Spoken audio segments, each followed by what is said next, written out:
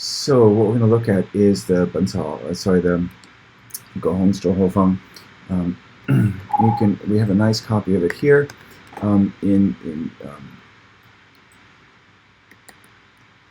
here in Kanseki repository. Very high quality transcription. Note the Taoist canon number DZ103. That'll be useful for us in a minute. So we can go into there and we can find different editions that they've transcribed. Here's the preface, and then we have 8 different chapters of text. Let's go to chapter 1. All right, what you'll notice here, a few features of the text. Here's the title of the text, telling you, and also telling you this is the chapter 1. And then we have the recipe, the type of recipe. So this is basically the indication of what diseases the recipes that follow treat. Here's a description of the disease, and here's an individual recipe. Here's another recipe. Here's another recipe. What we also have here are the page numbers. This is the verso, and this is the recto of a page. And if you look, it will also show you what the original text looks like. If you click on the reference, in case you feel that the transcriptions are incorrect, you can go back here and check.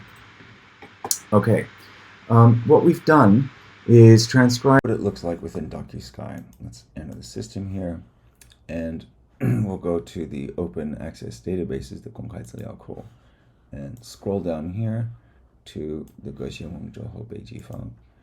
And we have this lovely splash page compiled by Taida, and we can enter the system here. Now this is how the page will first appear.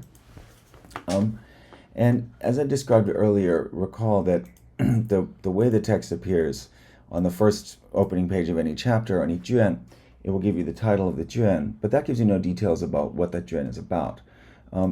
Each juan is divided into subsections, and these subsections are specific to different disease types. So each subsection is very uniform in its structure. First you get the title of the subsection, then you get a paragraph describing what that disease is about, and then you'll have a recipe, and then it'll be followed by succeeding recipes. So here we have our opening, our metadata from Kangripo, and here we have the title of the section, the first section, and then you have the disease description, and then you have the first recipe, and the second recipe, and the succeeding recipes. One other thing you'll notice is that each paragraph has its own name, so its own title, and so each juan, which is indicated here, juan 1, is divided into these sub-paragraphs. These are how we mark the sections. However, if you searched up a set of results and you got different results with these individual paragraphs, notice that none of these paragraphs tells you what the disease is about, what disease that recipe treats. So that's sort of critical missing information, and what we've done is add that as a metadata here in the comments field. When you click on the comments field, it reveals that we've added this section heading here, and that refers to this section heading. So you know with each search result what that formula should be treating, or what that disease description will be referring to. So this effectively mimics what a reader would do of a text as they scroll down and find useful recipes, but then want to go back and check what disease this particular recipe treats. The tag section over here on the left allows us to explore the text with a great deal of resolution. You can see here that we've tagged up a whole bunch of different sets of things, from recipe names, drug actions, drug names, therapies, different ways of processing the drugs, disease names, text titles, the way the drugs is formed, diagnostics, parts of the body. Things that are here are very powerful for allowing us to explore the text. Let's look just at the section headings, for example. You can see here the degree of importance, or the degree of information we have for each different kinds of disease very clearly.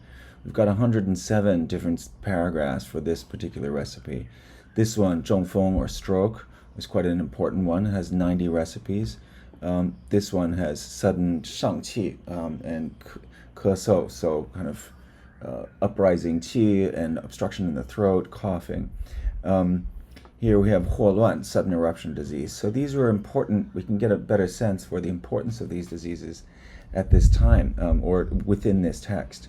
Let's look at this one for 促心痛, so heart pain. Once we drill down just to the section on heart pain, you can see actually there's a lot of other data here about it in the section headings. We see the Zhouhou fang, mentions of other kinds of recipe titles, different recipe titles and text titles and prefaces being mentioned here.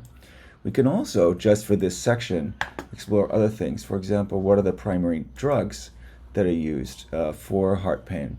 So the most frequently occurring drug is ginger, and then we have guixin, right, cinnamon, and then 无脂鱼, 苦酒, bitter wine, and 附子, aconite, vinegar.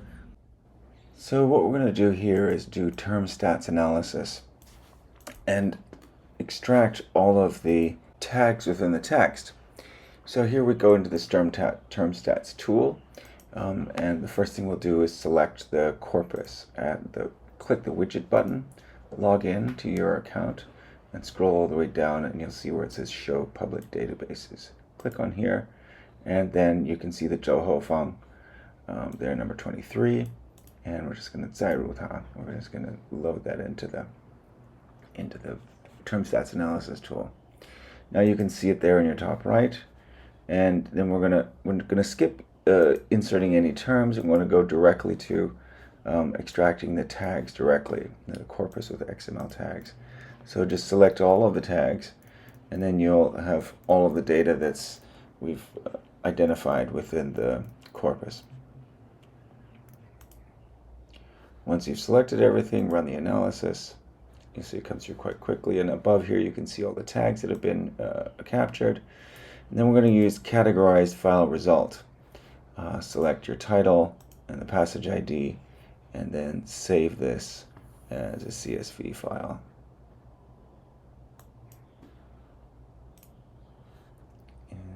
And then it will give you a CSV file of all of the tags that are embedded within the text. What I'm going to demonstrate here is how to take our term stats tool's output file and search for a particular result. One of the things I want to do is isolate all of the passages that refer to dangui.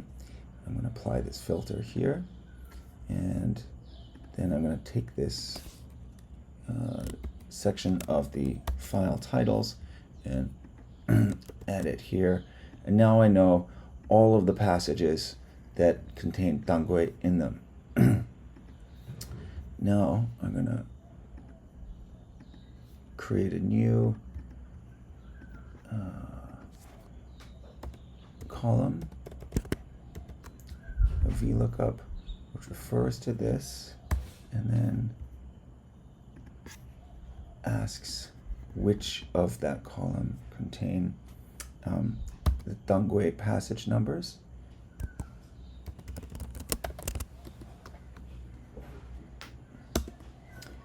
And apply it here. Now you'll see it identifies all of the dangui passages. I'm going to select those deselect those which are not dangui passages. And now I have a complete set of all of the passages and codes and titles which refer to dangui. I'm going to select the whole lot, and I'm going to go here and put it in Palladio. Let's find Palladio.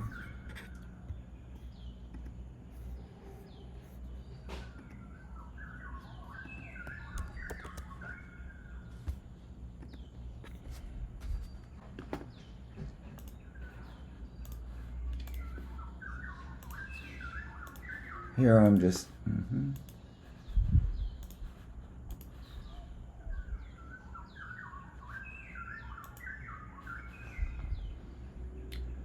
that is a repeat. That's my search result. And here I need to insert a semicolon so that all of the individual drugs and items in the tags can be identified. Once I've done that, I can then go to my graph, and I can begin to graph the contents that refer to dangui. let's look at the different categories and look at the different terms and highlight and size nodes. Actually, let's load this from the file name. Then we can see here a list of the file, the file name refers to the different passage IDs, the different passages, and all the different contents that are in them. We can then facet this by, for example, by different categories. So we can include all of the contents of the tags, but say, for example, we just want to look at the drug names that are there for each of the passages. And now we can see just spread out the different recipes out on the border, and then in the darker color, and then you can see that there are the shared drugs across different drugs, across the different recipes are present in the middle. We can add another facet, the term list here, and we can begin to be more selective. For example, dangui is here messing up our graph, and we can decide to exclude that.